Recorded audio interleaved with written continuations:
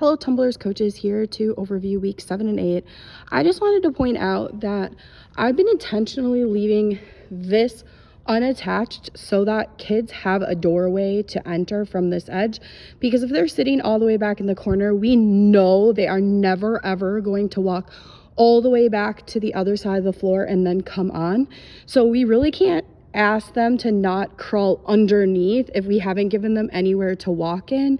So I would just push us at trying to still say, please walk around the black rope and please stay behind the white line. At any time, if you look over and see people walking on the carpet or on the other side, just shout out, gymnasts, stay on the other side of the white line. And that also kind of alerts the parents that, yep, we did mean it. We do care. Please help us ask them to do that. And then there are lots of kids that hear that and won't do it because they don't want to get yelled at like that. So obviously we don't need to be rude, but we've asked them repeatedly to do that. So please keep asking them to do that. I would especially caution you against days where it's less busy, where you go, it's not that big a deal, and remind you that the next time they might be in the most full hour or the most full class, and it will be a bigger deal. And so we just have to ask them to follow those kind of guidelines all the time. Then over here, I decreased the floor stations to 4 for this time, because I think giving them a little more time on these and you a little more time to coach it will be a little bit more effective. I also wanted to point out, at these 4 stations, I put a different colored dot at each one.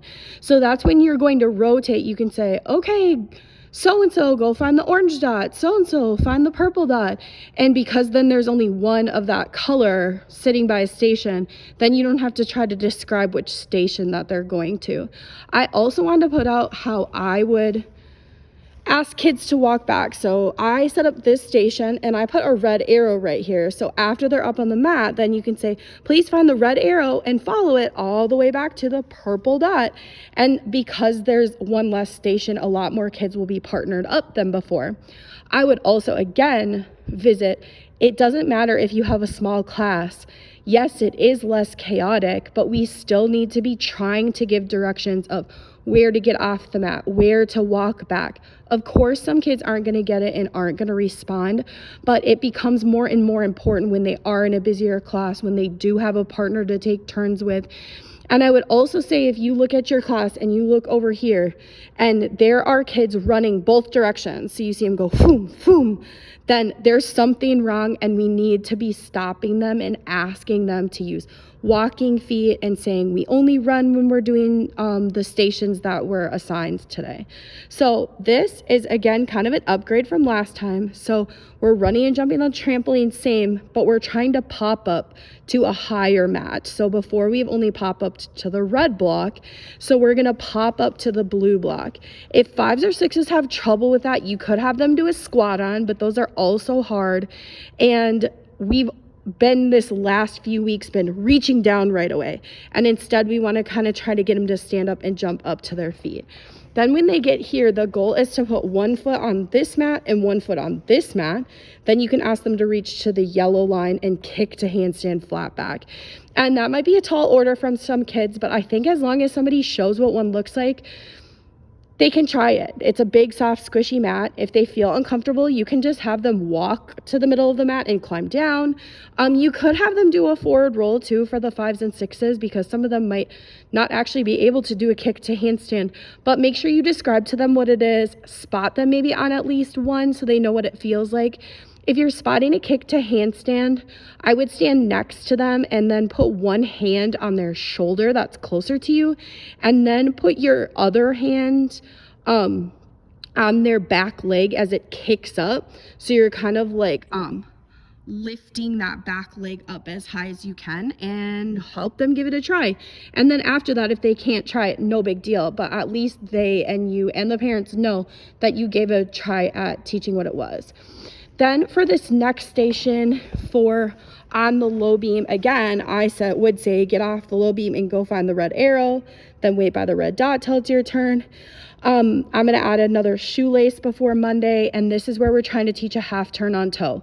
This is tricky. Some kids will get it right away. Some kids will not get it at all while you're teaching it to them. But there are pieces that they recognize. They should know what tiptoes is now, or releve, and they definitely know what passe is from the last few weeks. So asking them to lift that knee up and turn around is a great thing to challenge them at.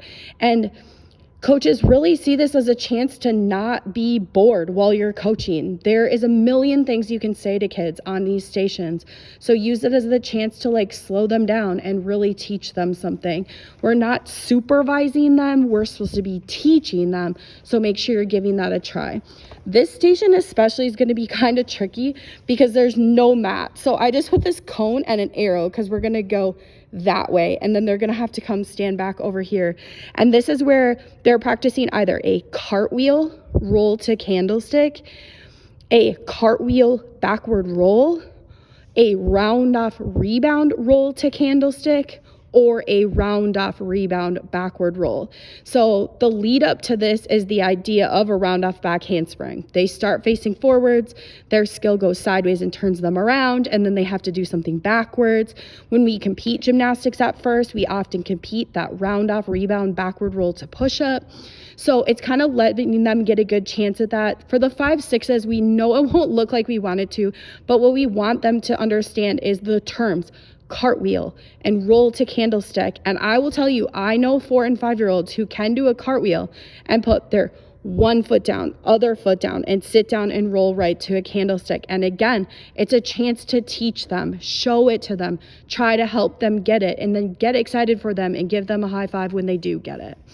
Then this is an upgrade of the red block station we did last time. So again, here's the orange dot where they're waiting. This is where they can block jump up. You can add that mat for the 5-6s again.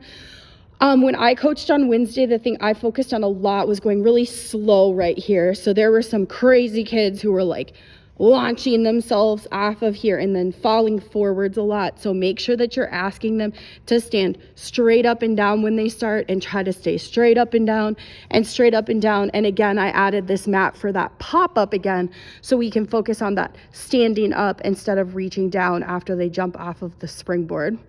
And then you guys can have them jump off and do their stick finish. And again, keep asking kids to keep their feet still. When I coached, I saw a lot of kids doing such a good job, but there's always those kind of kids with that personality who are go, go, go. And we want to make sure they understand that stick means to freeze your feet. It means to stick your feet to the floor. It helps us safe landing. It helps us get points when we compete gymnastics. And a lot of those kids are doing all the motions with their arms, forwards, up, and then side down, but they're walking while they're doing it. So keep trying to slow them down. Again, another chance to be coaching every second of class instead of supervising and feeling bored. Like that happens sometimes.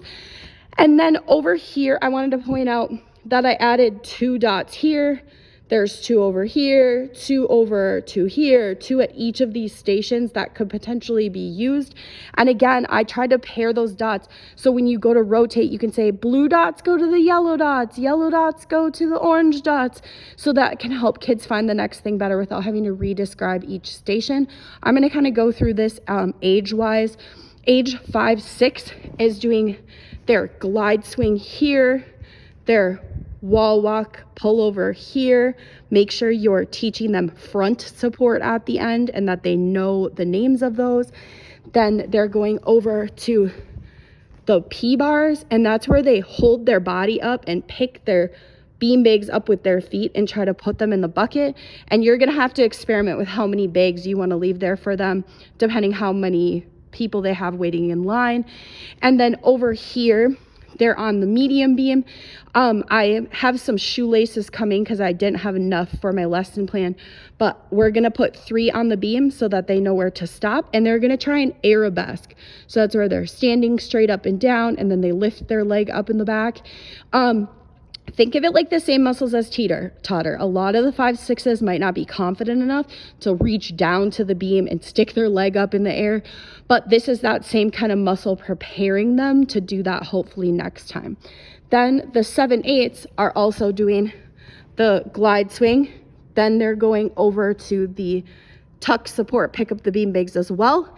They are also going on this beam, and that's where they're practicing a teeter-totter, so they're actually doing it.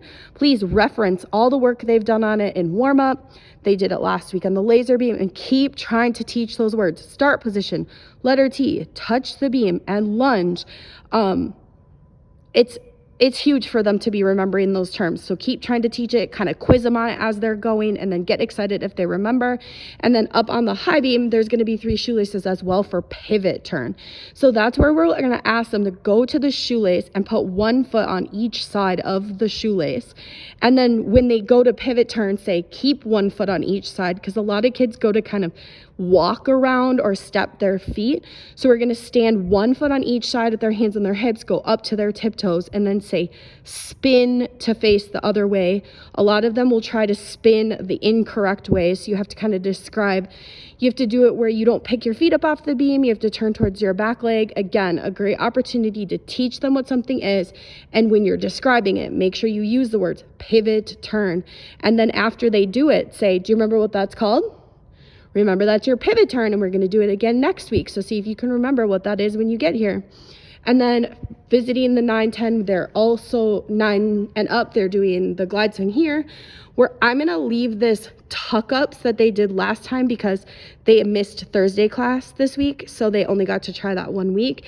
And again, safety first always. Whatever you need to do, if you have to move it to the low bar for any kids, get different mats, whatever you need to do, just make sure, again, to ask them that their feet are pointing towards the ground the whole time, because some of them get really bold and they think they can swing front to back, and it could really go bad kind of fast, especially if they copy each other. So make sure you nip it in the bud right away. If you're standing at a different station, coaching somewhere else, make sure your back is never to that station so that you can call the kids out. And again, make sure you're trying to remember their names, because when you're trying to say something from far away and you have to say, kid that's hanging on the high bar, that's really not very fun to try to correct a kid from far away and not even knowing their name. And then they're doing those same 2 things over here on the medium and high beam.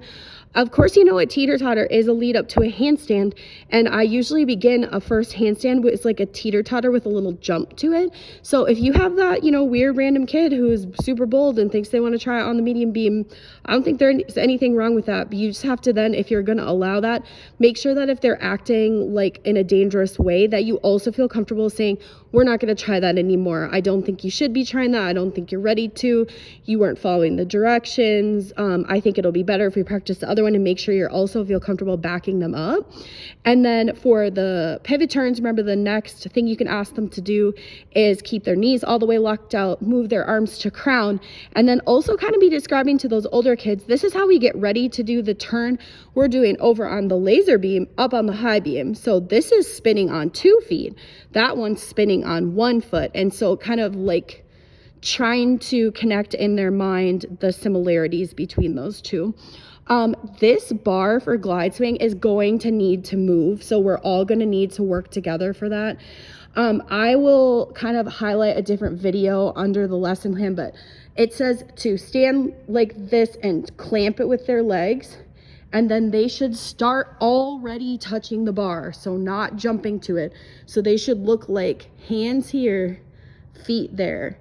Then they're going to lift their feet up off the ground, and then I put this cone out here so you can say, try to reach the pit block out to the cone, and then put your feet in the pit block back on the mat. So that will hopefully help them keep their feet in front the whole time. And again, we all know what glide swings are supposed to look like and what level kids are.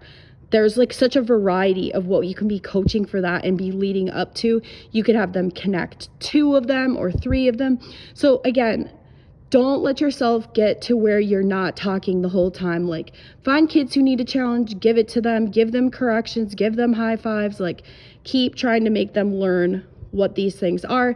And then I also wanted to point out again that this is what this pin looks like all the way in. So we need to make sure when we are moving this bar that it goes all the way in like that. It sounds very different than when it's not all the way in. And if it isn't like that, it isn't correct and it could come down. So please make sure that it gets all the way in like that. Again, the way to move this bar is to go to this. You'll have to push down on this right here. Then lift this handle up. That loosens the bar. Then you go to each side and untwist this silver knob, then pull out the silver pin that allows it to go up and down. But remember, because this pivots a little bit, sometimes this pin doesn't go in right away.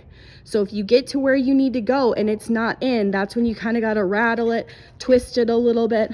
I'll grab right here sometimes and shove this bar, but please do not go, oh, good enough, I guess it doesn't go in, because it does go in. So I would say that this height right here, if you can see there's like 2 holes showing, is probably where I would go for the 7 and up, probably, depending how tall 9 and ups are. It really varies a lot, but if anything, you want them to hold their feet up a little bit more. So like if they're in an L, you want their legs to be horizontal and probably about as high as the cone away from the floor. So this might vary for 9 and ups, but I would do this for 7 and 8s. And again, it's going to be too small for some of them, but the 5, 6s, you're definitely going to need to go down another one so that they can stand on this mat and touch this bar at the same time. So you guys are going to have to work together to make sure that in between classes, you know who's going there first. You might want to strategically, you know, have your 5, 6s go there second during the first class and first during the next class. You don't have to move the bar an extra time, but please make sure that you're working together and that you guys know how to do that, and that if you need any help with that you guys ask. Thanks for everything. Talk to you guys soon. Bye.